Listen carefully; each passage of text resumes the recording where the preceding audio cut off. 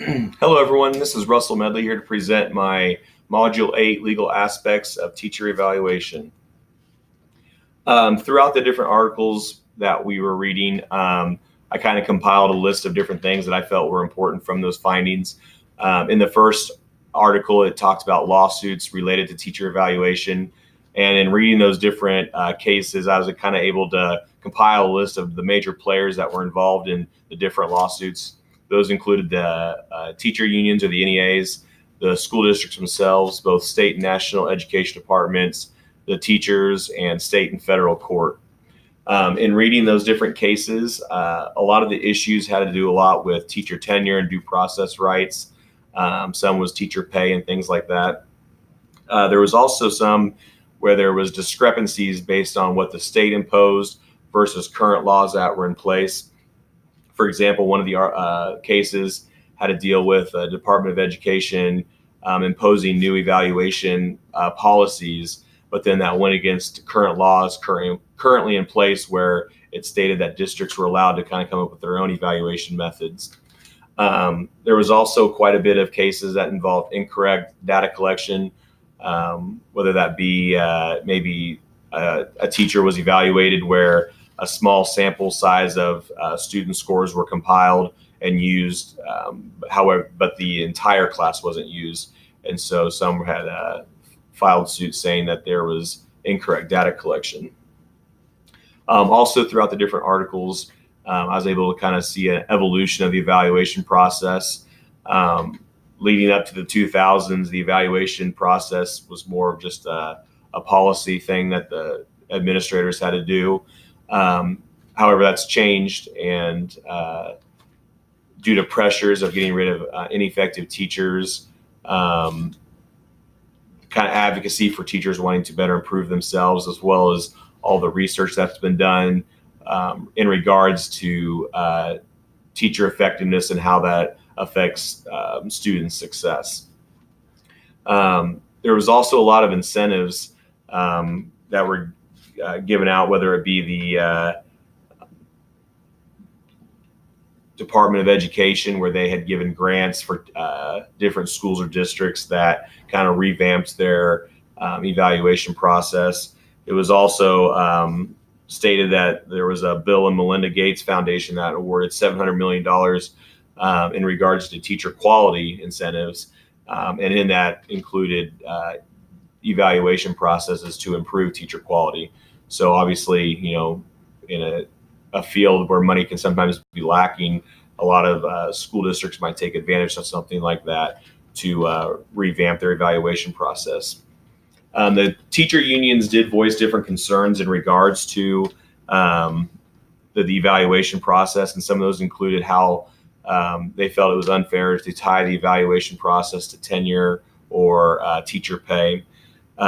There was also concerns about the validity of test scores with teachers who had a higher percentage of students with special needs in their classes, or those that had challenging home lives.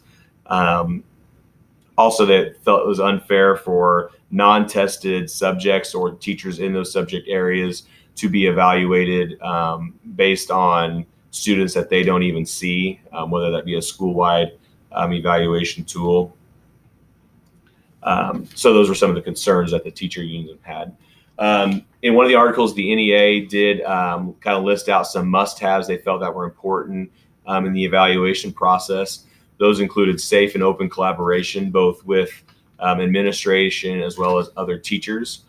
Clear feedback was given on evaluations as far as specifically what needed to be improved.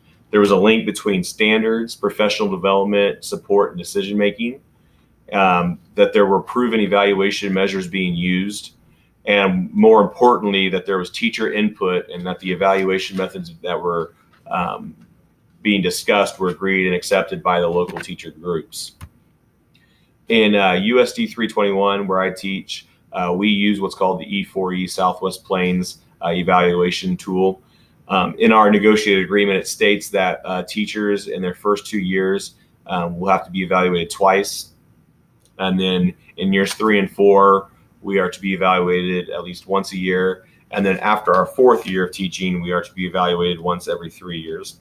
Our school district also uses informal walkthroughs where they will do like a 5-minute visit and just kind of record on different strategies being used or technology being used, or the student groupings, or everything basically. And they use that for just evaluation of our district as a whole.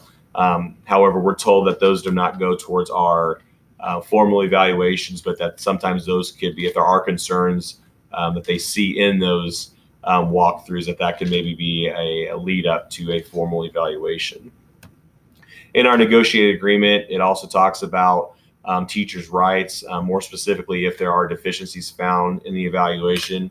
And after those findings, there needs to be specific measurable assistance provided by the evaluator, so in most cases the principal. There needs to be specific action discussed that the teacher needs to take in order to be effective in that area. They need to both mutually agree on a timetable to fix the deficiency, and then the principal will then reevaluate the teacher based on that specific deficiency. If there issues still arise in further evaluations, a grievance can be filed. In our negotiated agreement, it lists 4 steps that a teacher can go through to file a grievance. The first step being that they do a written request to the principal, but it's more an informal matter to discuss the grievance and see if they can come to some kind of understanding. Step 2 is if there's still issues, that there will be a formal meeting between principal, and that's also usually when the KNEA gets involved or is a part of the process as well. And then the superintendent could be used later or met with in step 3. And then if there's still issues arising, then we have a step 4, which they would go before the Board of Education. A legal case that I had stumbled across was back in March of 2014, and it was a Catholic school, St. Lucy's Catholic School, where a teacher, Ken Bencomo, he was an English teacher and art teacher for that school, and there were wedding pictures posted of him online with him and his husband after their marriage, and due to obviously the it being posted socially for a lot of people to see, the school ended up firing him. And basically their argument was that his marriage went against the church teachings. So Ken ended up filing a lawsuit against the school, citing discrimination. And in the end, the judge was in favor of Ken, and in his decision stated that due to what he taught, he was not in the spiritual department of the school, and more so that he's in the findings, they found that the staff had known about him and his partner from past encounters with him bringing him around and things like that. But because it was such a public thing, that they felt like they had to then fire him. In my reflection on this and kind of how I would handle evaluations in the future as an administrator, is I think it's important to understand both the state and local laws in place as far as evaluations go. I think it's also important to seek out resources, especially as a young administrator. You're not going to have all the answers. So having those people that you can go to, whether it be your superintendent or other administrators, with help in different areas. And then I think most importantly, and like I discussed earlier, how important it is to just collaborate with your staff, let them know about the evaluation process, ask questions, answer questions, and make sure you have their input so everyone's kind of on the same page on what that evaluation process looks like. Those are my references. Thank you.